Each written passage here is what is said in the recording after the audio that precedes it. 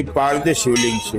આવું શિવલિંગ અલભ્ય અને અદ્ભુત 2004 કે 2008 ની અંદર આની પ્રતિષ્ઠા થઈ. કોની ભક્તોની શ્રદ્ધા અને આસ્થા વધવા લાગી, જેઓને કારણે 2351 કિલોનું શિવલિંગ 2008 માં સ્થાપિત થયું. 1977 માં મારી 18 વર્ષની ઉંમર પર હું અહીં બિરાજમાન થયો. ત્યારબાદ જે આનો વિકાસ ને પ્રગતિ થઈ એ મારા ગુરુ મહારાજનો આશીર્વાદ છે. ઈશ્વરની કૃપા થાય તો ગુરુ મળે, અને ગુરુની કૃપા થાય તો શિવના સાક્ષાત દર્શન થાય. અત્યાર સુધી 500-700 બહેનો ભાઈઓ પરિવાર ભક્તો આવી ગયા છે દર્શન. પણ એ અંડા આકારનું જે શિવલિંગ છે ભગવાન શિવનું સ્વરૂપ માનવામાં આવે છે. હવે મિત્રો, અહીં ગૌશાળા અન્નક્ષેત્ર 15 તારીખે શિવ મહાપુરાણ કથા થઈ રહી છે, તો આપ એ કથાનો પણ લાભ લે. અટલ આશ્રમ યુટ્યુબમાં કથા નિહાળી શકશો. ઓમ ત્રંબકમ યજામહે સુગંધિમ પુષ્ટિવર્ધનમ ઉર્વારુકમેવ બંધનામ મૃત્યુર્મોક્ષિમામ. દરેક જીવનું કલ્યાણ થાય એ જ મારી ભાવના. મહંત શ્રી બટુગીરીજી, સુરત, અટલ આશ્રમ.